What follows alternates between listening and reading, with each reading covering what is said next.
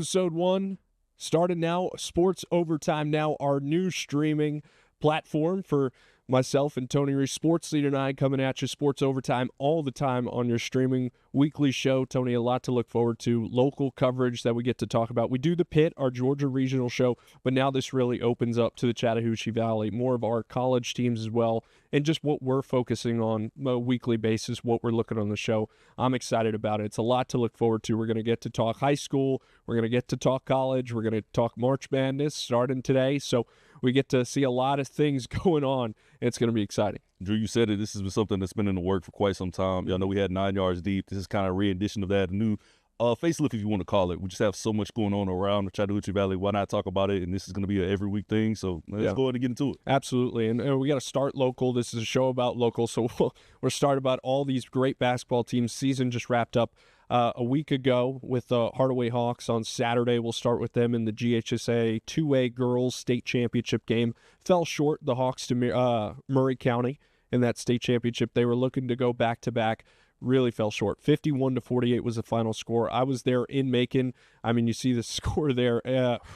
Hawks were down at one point by 13 or 14, and then they had the lead by 3 at half, and then just foul shots really caused them to lose that game. They didn't make a 3 all game. That's another part of it. Just tough fall for them. Trying to go back-to-back. Really proud of what Coach Elson's been able to do with the Sox program. I've only been here for 2 years now, so I got to see them win state last year, go back this year, but then the year before that, you got to see them in the Final Four. So how have you seen this program just progress through on? Drew, you talk about this program, for one, they actually played the same team they played in Murray County last year. They actually put out a win, so to beat the same team twice is always kind of difficult. Yeah. But just every year since then, they've been now to 3 straight state championships. Coach Kelly Ellison has said her and her team prior to that year, the first one, they went to the Final Four. So this team has been consistent. Rihanna Boynton, we've seen what she can do. You know, she comes back from that major injury. She is the star of that team. They have several other pieces around her, but you can't talk. We have to talk about just her stat line for me. Oh, yeah. She went 20-20 to get a double-double. That's one of the more major double-doubles you even hear on a high school scale. Unreal. It's unheard of. So to just watch what they've been able to do and the whole family dynamic they have over there. She coaches with her mother and her sister, and they talk. We just recently did a piece on them. Yeah. Just the excitement they have for the game, and if you ask their girls, they're just all about basketball all the time. And the girls really buy into their program and love playing for them. So this team is just exciting to watch. Now, we knew the first couple games, going back to the game before the state championship against Josie, that game itself, man, that was an overtime. Yeah, you were up there in Douglasville. Yeah. Watching that thing firsthand, my heart was in my chest majority of the game, and it was so invigorating to watch these girls come back and know that they were down, but they were able to rally back. And that's just the tenacity and the efforts that Coach Ellison instills in her girls, that even when they're down, never give up. Yeah. You can hear from the girls themselves, Rihanna especially. They knew at one point she was a little nervous, but she said once she got the game back and she was able to take control, it was just exciting to see what they did. So, of course, they came up short, but I guarantee you this time next year they'll be right. Yeah, absolutely. And you brought up Rihanna, and what an amazing talent she is. And she's a junior. I posted on Facebook after the game just talking about she's one of the best players in the state, not only day in and day out, but, you know, she hurt her knee earlier in the year. She missed a good chunk of their season, why they were 6th seed in 2A. And then when she gets back in the lineup, it just shows immediately how much of an impact she is. She stands about 6'1". She's an immediate impact player. She's got interest from Big 12, SEC. Like, she's going to be a name that you see on SEC Network coming up. Like, she is one of those special talents, and the privilege that we get to see her for one more year with a Hardaway team that had no seniors. No seniors whatsoever. Yeah, and I got to talk to Coach Elson after the game about Rihanna and just how she made such an impact. We'll actually take that clip right now, listen to what she was able to do for this team. Rihanna's a great kid. She always gives us 100%. Anytime, even if we're fussing, it's yes, ma'am. She's trying to figure out what's going on. So she is the ultimate leader. And her showing, you know, I expect nothing less. She did a great job. She gave us everything she had. We just came up a little short. Now, she mentioned their ultimate leader, and that's something that immediate stuck out to me. It was just like her we brought up the stat line, 23 and 21. 2020 game is unreal in itself, but seeing that for a junior in the state championship game, regardless of what the score was in the final, they lost, but her impact just on the floor, if she's not having the ball in her hands, because Murray County quickly double-teamed Brianna Boynton, and we saw that through the year. And I love her defensive presence because I think it was round 2 or round 3 they played Carver, at Hardaway, which is a little region showdown for us. She had like 7 or 8 blocks. Like, she was unreal in that game. And she's so exciting because we get to see her for one more season. She brings on that mama mentality, man, just the way she can flip the switch. Drew, we had so many other teams this year as well that kind of stood up. They, of course, fell short as well. But, man, just the excitement we were able to see about basketball. We have athletes all across the Chattahoochee Valley. But by far, this year seemed to be the year of basketball. You talk about Chatco with Champ Simpson and all those guys going on, as well as just the other big time. Pacelli going on a three-peat. They had to get it out the mud in their game, too. That was another team that was backs against the wall. But for Coach Kevin Thomas to come in and really orchestrate his guys and the Makai Williams of the world and everybody in between to really bring that thing together, man, it was impressive just to see the amount of talent we had this season. Yeah, you see it on your screen. I mean, state winners and runner-ups. We only had 2 state champions. Chambers Academy obviously beat Springwood in the AISA state title. I mean, that felt like 2 years ago at this point. Pacelli got that 3-peat at CSU in home. You were there. Big time. Runners-up, Lafayette. I was up there in Birmingham. What a great team. I mean, another game that went down to the wire. I think every state championship game we had on the basketball side, girls or boys, came down to the final seconds, and I think that just shows the resiliency of our kids in the Chattahoochee Valley, and that's going top to bottom there. Chambers Academy to Pacelli to Lafayette, Springwood to Hardaway, like that's all over our area. So to see that consistent of play in basketball is great. Pacelli having that 3-peat, but I want to go back to Lafayette real quick. I mean, they had such a tough season, and they beat Lynette 4 times, which is a huge rivalry game in Chambers County for them. And I was there for that game, and to see them make that run through Birmingham. You know what the worst part about this job is when those kids lose in those state championship games, because you feel for those kids. Because I rode all the way up to Birmingham for them, and I feel for them because what a ride it's been. And that's the part about this job is that you follow these teams through, and you feel with them, and you feel like you're part of the ride. I'll never forget, man, that day that every other team started falling out and Hardaway was able to advance. I just remember looking across the board between you and we had our intern out as well, and I was like, how's my team the only one to win today? But we just talk about the excitement that we get to see and get to follow these storylines, listen to these kids talk about their teams, man. Just want to give a pat on the back to every team that advanced, and even the ones that fell short, like the Centrals and the Auburn's this year. They still play ferocious basketball, and we know these teams will still continue to be powerhouses. Absolutely, Tony, and you just said it. We talk local. I promise college we're going to get it. Auburn started spring practice on Tuesday. We'll talk a little bit about what Alex Golish had to say, the new additions, and, of course, new QB1, Byron Brown, all coming up next on Sports Overtime Now. All right, welcome back into Sports Overtime Now. Tony, we just talked a little local high school hoops, season wrapping up, but, as things wrap up, things start getting started again. Could you believe it? Football is back. Auburn University hosting their first spring practice on Meter for Tuesday. First look at this team. I mean, Alex Golish, and I was there on Tuesday. I just got to tell you, environment-wise of practice, a lot different from the Hugh Freeze era. Very high energy. I love Alex Golish, watching him sprint up and down the sideline. Like, he's in every single group. Like, this photo right here is right as he jumps in to, tell a walk-on or backup linebacker, hey, we got to adjust here for this. I just love the energy he brought on day one, and hearing him break down practice before we got to talk to him. He was just yelling to the guys. He was like, it's not perfect. We're not going to be perfect. It's day one. But he's like, I love the energy. We got to keep it going. And expectations, I wouldn't say they're high, but they're pretty high just for what this program has struggled with over the past 5 to 6 years. Mm-hmm. So, people just want to see a turnaround. I think he's the guy. I love what he brings to this program. You're an Auburn guy. What are you feeling about this program that he can bring? First and foremost, man, the joke is this is now the Auburn Bulls, just because there's so many USF guys that came with him, man. Just the excitement around this new era, Alex Golish ball. He brings in his top QB. He brings in several of his elite receivers. You still have a couple left over, a lot of guys that have exited. Yeah, Bryce Kane. Yeah, same our guy Cam Coleman's now at Texas. That was a big hitter that a lot of people were questioning how we're going to recover from that. But there's still a lot of great guys still left on the team. Several guys like our Omar Mapson, we're expecting big things out of him this season. I think for him, the biggest thing is, man, you have to surpass 6 and 7.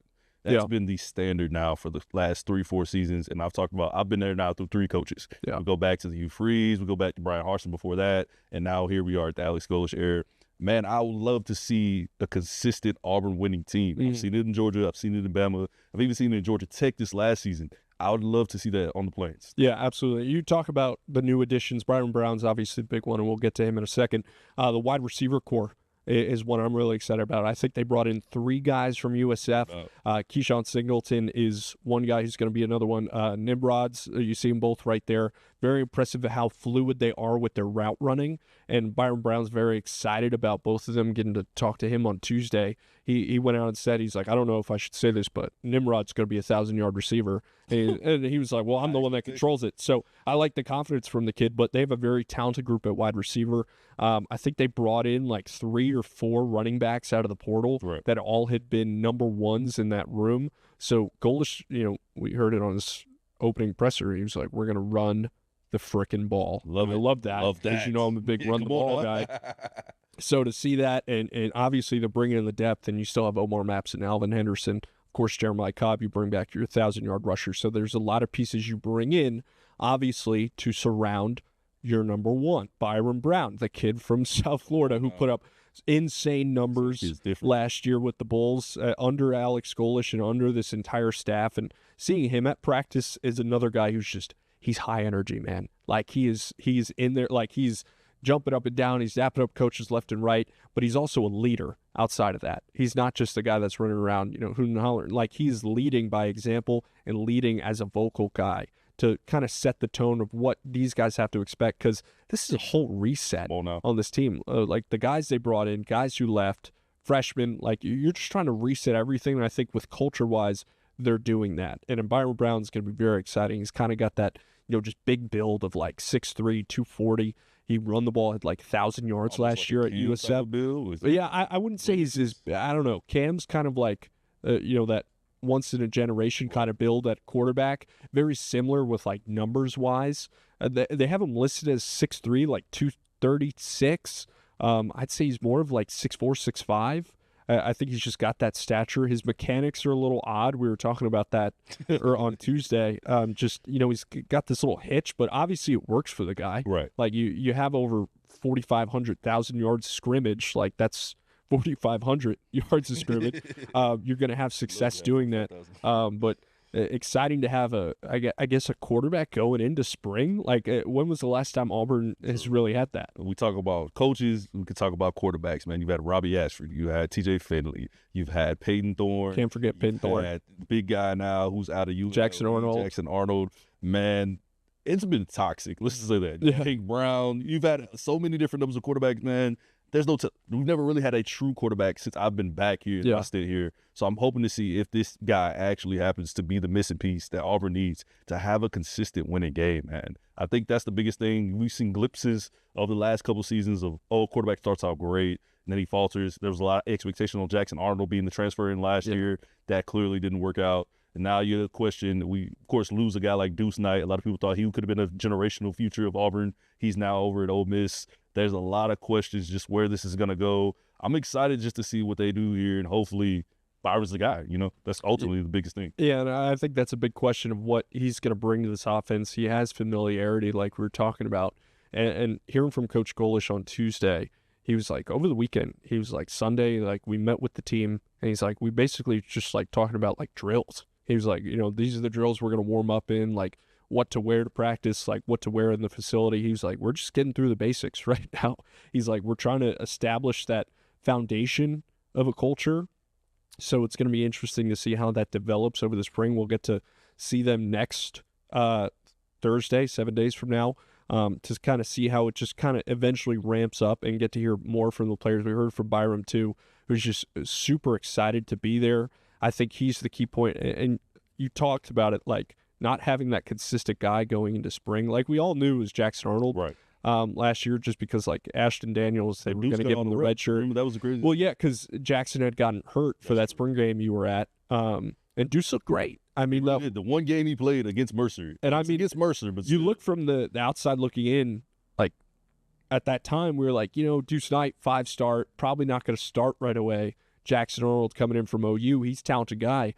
But like from outside perspective, like that was a pretty talented room. Ashton Daniels finished the season pretty well with those final games, and the talent they just had in that room. I mean, that's the Hugh Freeze effect, I guess, at the end of the day.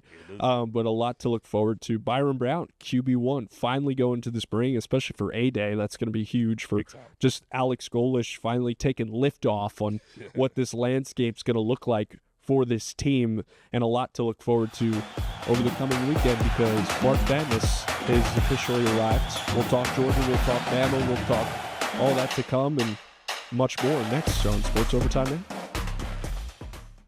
All right, welcome back into Sports Overtime Now, Episode 1. Yes, sir. They say time flies when you're having fun, and we're having fun. We talked a little high school hoops as the season wrapped up, our runner-up and our state champs. And we got to talk a little Auburn football, starting spring practice earlier in the week. But, I mean, the main sporting event that not just our area, the entire nation keeps their eyes on over the next couple coming weeks.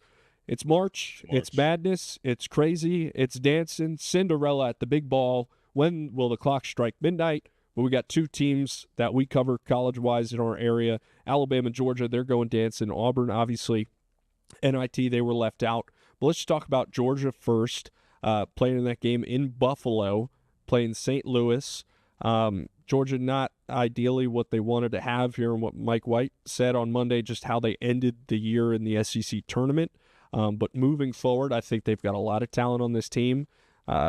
Running into Michigan in round 2 is probably their biggest problem right now. I mean, but to see how they've just gone on through the years. I mean, you've been in this area longer than I have. Like, Georgia basketball is relevant right now. So last 2 seasons, they really kind of came out. Michael White has been a phenomenal coach. We talk about guys with consistency-wise and Blue Kane. You know, this year has to be Kanan Catchings, who happens to be the relative of his Utz and things like that, to make catches and things like that. So to see just the tenacity this team plays with, they also have Dominic Wilkins' son. He's doing tremendous things up there. I think in that bracket alone, if Georgia can come out, now, I'm not going to sleep on either of these Howard. There's some Cinderella teams throughout here. I have yet to make my bracket, but there's a couple teams I'm questioning there. Even this St. Louis game, I think it can really go either way. I think Georgia has the tenacity to get to the second round. But when you face a team like Michigan, you know, they were just exited out due to like a last-second overtime shot or a last-second shot to put it into overtime situation. So we just talk about what we're seeing out of this Michigan team as well. They're blue blood. You expect them to be there. Now, can they maintain that 1 seed all the way throughout the tournament and make it to the Final Four? Yeah. Many brackets have them as yes, but I beg to differ. I think Georgia could upset early on and make a deep run. I think when you look down there at Alabama in their bracket, off paper, Alabama looked to be like they could run all the way back to the Final Four, but we know they recently just ran into the whole Aiden Holloway thing. thing. 2 guy with Aiden Holloway, and now they're saying he won't be eligible for the tournament at this point in time. He's actually off the team. So with that being said, now does Hofstra have an advantage over that game? Hofstra's really talented, man. But LeBaron Fallon is still there as well. Yeah. Still key guys. I'm not betting on betting against Nate Oates. He's like Nick Saban when it comes to you can never bet against Bama team. No doubt. Yeah, I think it's more of just the pace they play, and we bring the bracket back up. Just the draw that Alabama had seemed to have been a little favorable. Texas Tech has had injury problems, and who knows if they can even get past Akron. And it seemed like, Bama's going to be moving on to the Sweet 16 with the whole Holloway thing now. Hofstra's a good team, man. You know, shout out the hometown, Long Island, New York. Hofstra's really talented. We got 2 Long Island teams this year. Look out for Cinderella, Long Island Sharks. But just talking about Hofstra, I think they're going to pose a lot of problems for Alabama. They had a guy, Aaron Estrada, who was on that Final Four team a couple years ago. He transferred from Hofstra, so they know that they produce this talent. Like, they keep producing conference players of the year. So Alabama's got a tough road ahead. I want to go just back real quick to the Michigan thing. I think Georgia's going to get to Michigan, but I'd love to see that matchup because what is Georgia, number 1 or top 3 in the country for dunks per game? They like to slam at home. Michigan's huge, though. They're a huge team, and they have they got the big UAB Luxembourg, from UAB. He's been a stud. He's going to be a lottery pick in the NBA draft coming up. I'd love to see that matchup. I don't think Georgia's going to get past Michigan over this weekend coming up if they can get past St. Louis tonight. But Alabama's going to be the real interesting one because I think people had them kind of as a lock for the Sweet 16. But now with Holloway not being there and then that inconsistent play in the SEC tournament, like teams just taking away the 3 ball, kind of concerning to see where the Tide are going to land. Like, it's going to now be a battle without your second or top leading scorer going through these games. And they have guard depth, though. Like, Amari Allen's great. Jaleel Bethea, he's good, too. Like, they have depth. And this is a team that shoots the 3 ball, and they shoot it well consistently. I don't know about that. I'm not going to say consistently, but they're a talented team, and I think a lot to bring. So I think both of these teams could be moving on to the round of 32. Georgia definitely wants to get that back after being one and done last year. 100%, man. We talk about it, just everything going together. But, man, It's been so much exciting topics we talked about, but that's the first show in the book. So y'all know y'all just got to keep coming back. OT1. Every week we're going to be bringing it to you just like this. We'll even have some guests here and there, so be sure to tune in every week. Absolutely. For Sports Season 9, he's Devon, I'm Tony Reese. Thank y'all for joining us for another edition. Look forward to next week's show.